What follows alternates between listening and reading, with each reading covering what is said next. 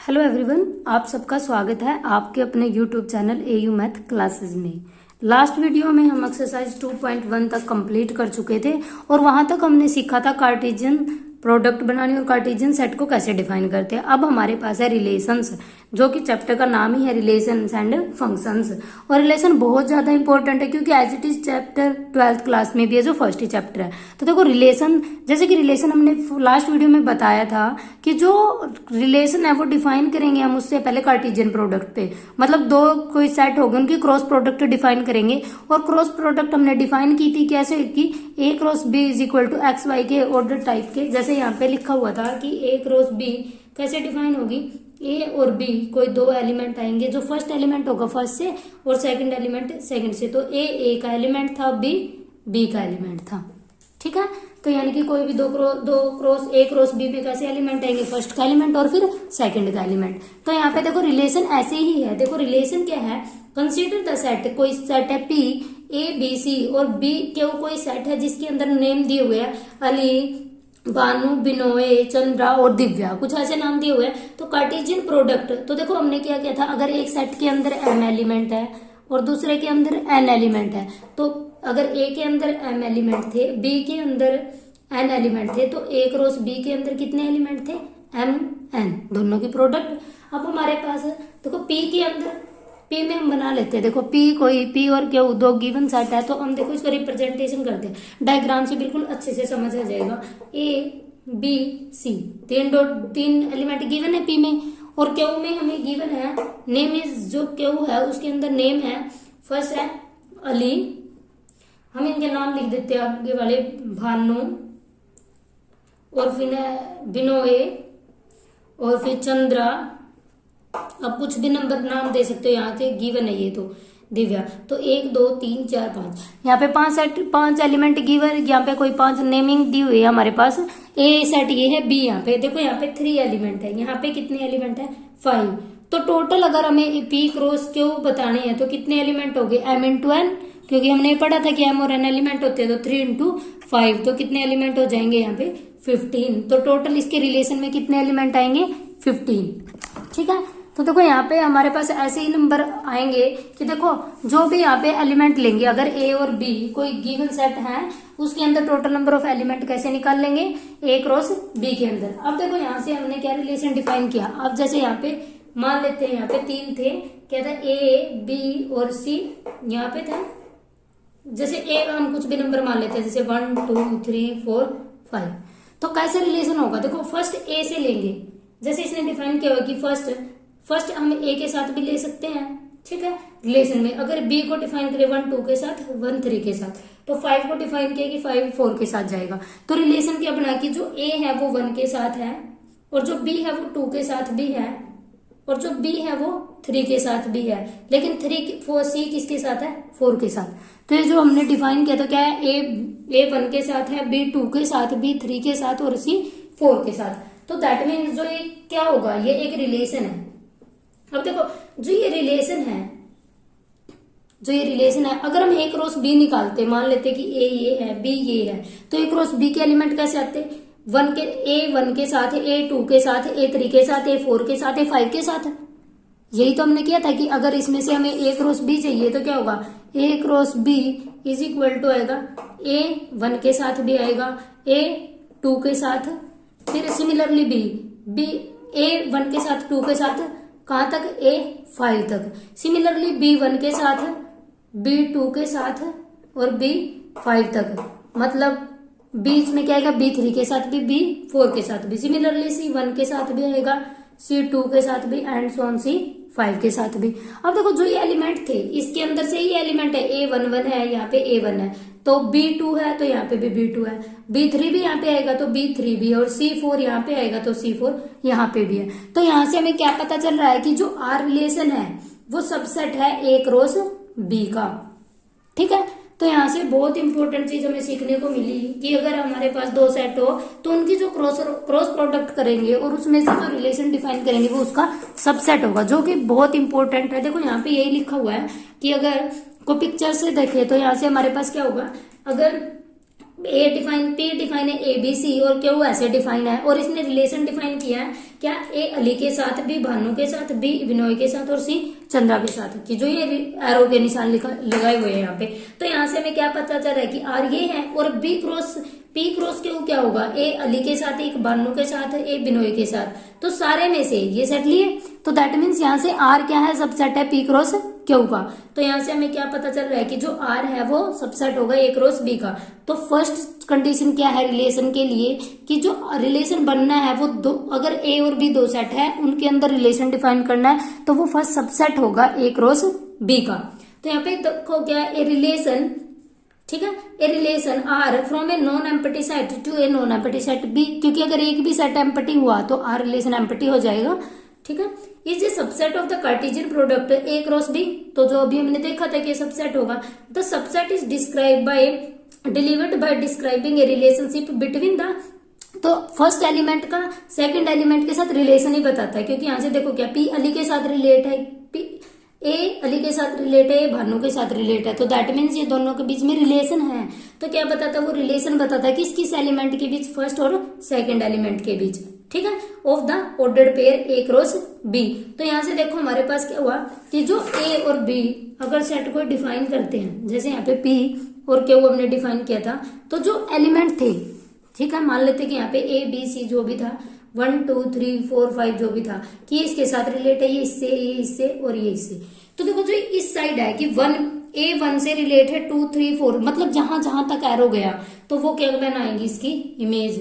तो second element क्या कहलाएगा, इमेज। और जो फर्स्ट है वो, जो सेकंड एलिमेंट है वो इमेज कहलाएगी, जो फर्स्ट है वो क्या कहलाएगी, डोमेन, ठीक है। ये डोमेन, ये इमेज की किस किस की इमेज गई, या फिर इमेज या फिर रेंज, कि इसकी रेंज है, मतलब कहां तक है रेंज। और पूरा अगर जो कोई एलिमेंट की इमेज भी नहीं है, जो पूरा क्यू है, वो क्या कहलाएगा, कोडोमेन। ये बहुत ज्यादा इंपॉर्टेंट चीज है, क्योंकि बहुत सीखने की और बहुत ज्यादा यूज होगी, अभी नहीं आगे के लिए भी। जो फर्स्ट लेते हैं जिसके एलिमेंट पे वो डोमेन, जिसके जहां जहां तक गया वो इसकी इमेज और रेंज, और जो पूरा क्यू सेट है वो कोडोमेन। आगे जो हम फंक्शन पढ़ेंगे वो सारे इसी से रिलेटेड है, बिल्कुल डिटो है। तो यहाँ से देखो द सेट ऑफ द, जो फर्स्ट के एलिमेंट है वो डोमेन के एलिमेंट होंगे, जो सेकंड के आएंगे वो इमेज कहलाएगा, और जहां जहां तक एलिमेंट जाएगी वो रेंज। और रेंज और कोडोमेन में क्या रिलेशन है, देखो रेंज, तो यहाँ से रेंज क्या है, रेंज तो यहाँ तक है और कोडोमेन पूरा है। तो यहाँ से क्या पता चला, range is the subset of codomain. तो हमारे पास क्या है कि जो रेंज है वो सबसेट होगी किसकी, कोडोमेन की। Range is the subset of codomain, but equal भी हो सकती है। कब, अगर सी को 5 पे भेज दे तो सी इसके इक्वल हो जाएगा, तो पूरा कोडोमेन, तो रेंज और कोडोमेन इक्वल हो जाएगी, ठीक है। तो यहाँ से फर्स्ट जो एलिमेंट आएगा वो डोमेन का होगा, जो सेकंड आएगा वो इमेज कहलाएगी, और पूरी कोडोमेन। तो the set of the second element is relation is called the range. जो पूरा सेट बनेगा सेकंड एलिमेंट का is called the range. The whole set B, जो पूरा सेट बी है वो क्या कहलाएगा, कोडोमेन। और नोट दैट, तो यहाँ से क्या पता चला, range is the subset of codomain. और देखो इसमें थोड़ा सा कुछ हम एक्स्ट्रा टाइम लगा रहे हैं, बिल्कुल धीरे धीरे करवा रही हूँ, क्योंकि ये बहुत इंपॉर्टेंट है। क्योंकि ये समझ आएगा तभी रिलेशन समझ आएगा, और रिलेशन आएगा तो फंक्शन आएगा। क्योंकि अगर फंक्शन और रिलेशन ऐसी है जो बिल्कुल बेसिक है मैथ के, अगर यहाँ से अच्छे से करके चलोगे तो +2 में कोई दिक्कत नहीं आएगी, यहाँ पे भी नहीं, +2 में भी। और आगे जो फंक्शन डिफाइन करते हैं, चाहे कहीं तक भी पढ़े, फंक्शन हमेशा हमारे साथ रहेंगे, और उसके लिए हमें बेसिक क्लियर होना बहुत ज्यादा जरूरी है। एक बार अच्छे से करना, बिल्कुल अच्छे से समझ आएगा। अब देखो नोट है, ए रिलेशन में बी रिप्रेजेंटेड, तो यहाँ पे हमने दो, जब सेट को डिफाइन किया था तो दो हमारे पास फॉर्म थी, एक सेट बिल्डर फॉर्म, एक रोस्टर फॉर्म। तो यहाँ पे हमारे पास रिलेशन को डिफाइन करने की दो है, या तो सेट बिल्डर फॉर्म या फिर डायग्राम से रिप्रेजेंट करेंगे, ठीक है। एक तो थी या तो उसको रोस्टर फॉर्म में लिखेंगे, वो तो है ही रोस्टर फॉर्म और सेट बिल्डर फॉर्म। एक क्या है, उसको सेट, इसको एरो की तरफ से, मतलब फिगर से रिप्रेजेंट करने की कोशिश करेंगे। और फिगर से देखेंगे तो बहुत ज्यादा इजी देखने को मिलेगा, क्योंकि फिगर से बहुत चीजें ज्यादा क्लियर होती है, ना कि थ्योरी से। तो देखो यहाँ पे एग्जांपल है, A is equal to 1 2 3 4 5 6 describe define a relation R from A to A से ए तक, और बाय रिलेशन डिफाइन है X Y is equal to Y is equal to X plus 1। तो देखो क्या रिलेशन डिफाइन किया हुआ इसने, हमारे पास रिलेशन है आर क्या डिफाइन है, एक्स और वाई। कौन से एक्स और वाई आएंगे, सच दैट वाई क्या हो, एक्स में 1 ऐड करने के बाद रिलेशन डिफाइन किया, ठीक है।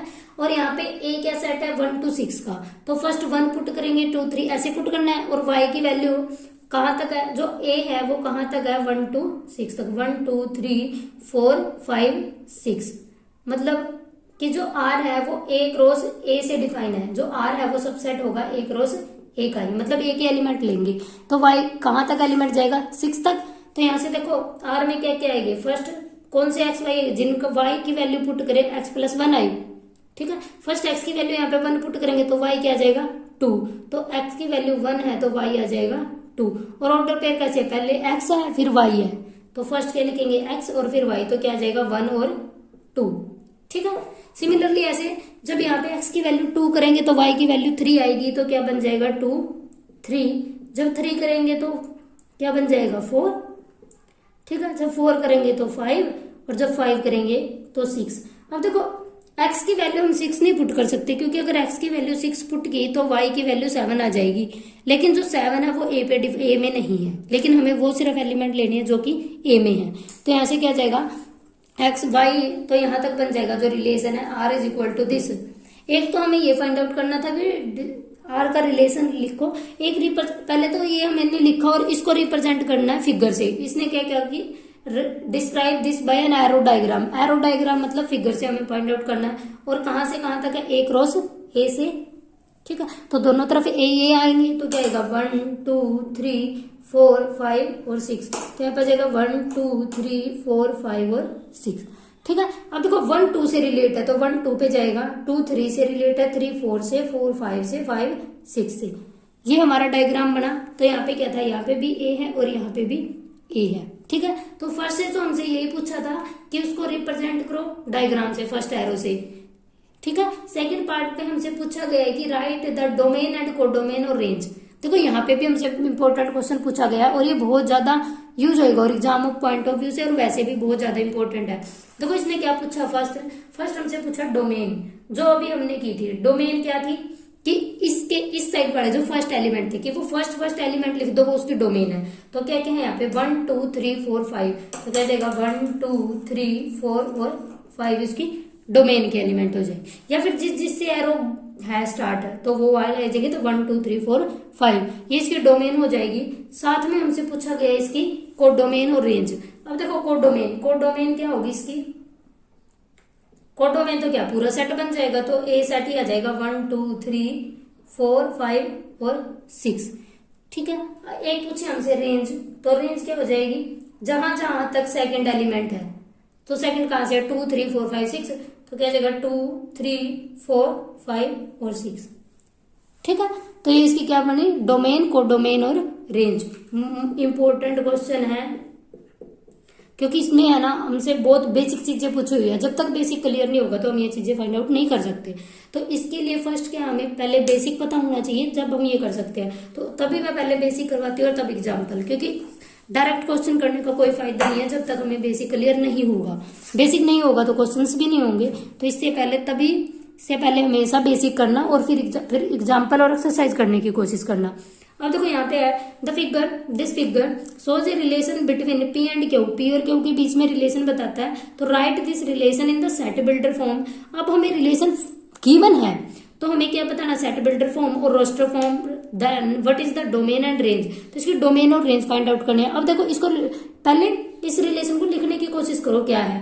तो देखो आर, इसको लिखते हैं, फर्स्ट क्या लिखते हैं, इसको देखो 9 रिलेट है 3 और -3 से, ठीक है।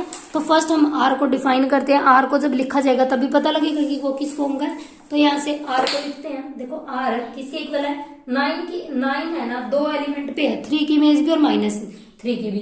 तो फर्स्ट एलिमेंट आ जाएगा 3, 9 के साथ भी है, और जो 9 है वो -3 के साथ। सिमिलरली 4 है कि 4 2 के साथ भी है और 4 -2 के साथ भी है, ठीक है। फिर यहाँ पे है 25, जो 25 है वो 5 के साथ भी है और 25 -5 के साथ भी है। ये हमें गिवन है जो आर सेट है, ठीक है। अब देखो इससे क्या पता चल रहा है, देखो 3 का स्क्वायर करते हैं 9 आता है, -3 का स्क्वायर करते हैं वो भी 9, 2 का स्क्वायर माइनस 2 का स्क्वायर, 5 का स्क्वायर और माइनस 5 का स्क्वायर भी 25 है। तो यहाँ से देखो हमसे दो पूछा गया है कि एक तो रोस्टर फॉर्म में और सेट बिल्डर फॉर्म में। जो ये चीज है ये तो किसने है, रोस्टर फॉर्म में, क्योंकि रोस्टर फॉर्म में क्या एलिमेंट लिस्ट करने होते हैं, तो ये जगह रोस्टर फॉर्म। तो अब हमें इसके साथ लिखना है set builder form. Set builder form में कैसे लिखते हैं, लैंग्वेज में। तो सेट बिल्डर फॉर्म क्या आएगा, देखो आर, कौन सा आर, जिसके अंदर एक्स और वाई आएंगे।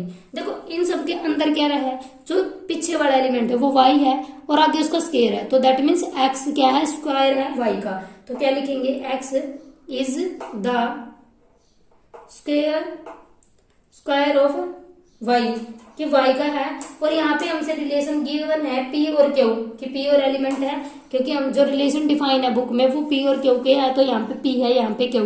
तो जो एक्स एलिमेंट होगा वो पी का होगा और जो वाई एलिमेंट होगा वो क्यू का होगा। ठीक है, ये इंपॉर्टेंट है क्योंकि इसके अंदर सेट बिल्डर फॉर्म और रोस्टर फॉर्म दोनों है।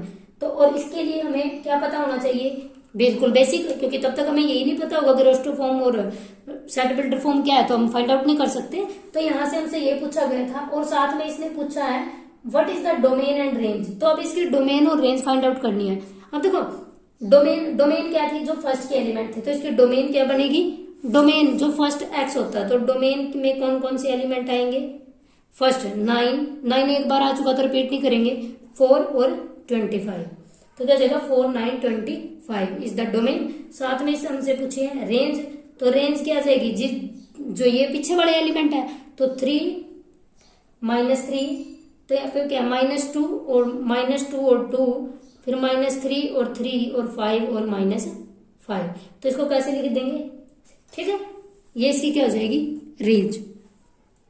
अगर हमसे पूछा जाता है कि इसकी कोडोमेन लिखो, तो कोडोमेन क्या होती है, पूरे का पूरा क्यू सेट। और ऐसा देखो इसके अंदर क्या हो, वन एक ऐसा एलिमेंट है जो इसकी रेंज में नहीं है, और पूरा अगर हमसे पूछता है कि क्यू कोडोमेन पूछते हैं हमसे, तो पूरा क्यू सेट उसकी कोडोमेन बन जाता। ठीक है, अब देखो नेक्स्ट है, हमसे एक नोट गिवन, हमें एक नोट गिवन है, और जो नोट है वो बहुत इंपॉर्टेंट है क्योंकि बहुत बार यूज होएगा। अब देखो नोट में क्या लिखा है, the total number of relation, कि हमसे ये पूछा जाए कि कितने रिलेशन बनेंगे इसके अंदर, that can be defined from A set to B, तो पॉसिबल सबसेट कितने हो गए, अगर ए के अंदर पी एलिमेंट है और बी के अंदर क्यू एलिमेंट है। अगर ए के अंदर तो पी एलिमेंट है, बी के अंदर क्यू एलिमेंट है, तो ए क्रॉस बी के अंदर कितने एलिमेंट होंगे, जो अभी हमने पढ़ा था पी क्यू। ठीक है, तो इसके अंदर रिलेशन कितने होंगे, अगर किसी सेट के पास पी एलिमेंट है तो उसके पास रिलेशंस होते हैं 2 की पावर पी, तो यहाँ पे होता है 2 की पावर क्यू। ठीक है, तो यहाँ पे number of relation A cross B में कितना होगा, 2 की पावर पी क्यू। ठीक है, तो उसके यहाँ पर रिलेशन कितने हो जाएंगे, 2 की पावर पी क्यू। अगर हमसे ये पूछा जाए उसके पास टोटल नंबर ऑफ कितने, 2 की पावर पी क्यू। ठीक है, रिलेशन ये हमेशा याद रखना। अब देखो एक क्वेश्चन है हमारे पास example, let a is equal to 1 2 और b is equal to 3 4, find the number of relation a to b। तो a से b तक कितने रिलेशन बनेंगे, a से b का मतलब है a क्रॉस b के अंदर कितने रिलेशन बनेंगे। अब देखो a के अंदर 2 एलिमेंट है, b के अंदर 4 है, तो a क्रॉस b के अंदर 4 एलिमेंट आएंगे, तो उसके पास पॉसिबल नंबर ऑफ रिलेशन कितना बनेगा, 2 की पावर 4, क्योंकि इसके अंदर a क्रॉस b क्या है, m क्रॉस n के अंदर, यानी कि 2 क्रॉस 2 तो 4, तो और इसके अंदर रिलेशन कितने आ जाएंगे, 2 की पावर 4। ठीक है, तो नंबर ऑफ जितने एलिमेंट होते हैं उसे 2 की पावर पी क्यू में लिख देते हैं। तो देखो लेट ए क्रॉस बी में क्या है, या तो एलिमेंट लिखो या ना लिखो, क्योंकि हमें टोटल नंबर फाइंड आउट करने हैं। तो यहाँ पे 2 है 2, तो 4 बन जाएगी ए क्रॉस बी। तो the number of subset of A cross B is equal to 2 की power 4। The number of relation from A to B is 2 की पावर 4। ठीक है, a relation R from A to A is stated as a relation on A, मतलब अगर हमसे ये पूछा जाए कि रिलेशन है ए पे, इसका मतलब है कि ए क्रॉस ए से ही है। 2 बार कहने की जरूरत नहीं है कि ए टू ए होगा। अगर हमसे ये पूछा गया कि कोई रिलेशन है R from A to A, तो उसको ये भी बोल सकते हैं इट इज द रिलेशन, तो is also state as the relation on A, मतलब ए के ऊपर ही है। ठीक है, तो यहाँ तक आपका बेसिक और एक्सरसाइज 2.2 के एग्जाम्पल्स कंप्लीट हो जाते हैं, जिसको आप बिल्कुल बेसिक है बिल्कुल अच्छे से करना, क्योंकि जब तक रिलेशन समझ नहीं आएगा तो फंक्शन समझ नहीं आएगा। और बिल्कुल अच्छी वे से बिल्कुल स्लो स्पीड में करवाने की कोशिश की गई है। अगर फिर भी किसी को कोई डाउट हो तो आप कमेंट बॉक्स में मैसेज करके पूछ सकते हो। If you like this video then share this and support me. Thank you so much for watching.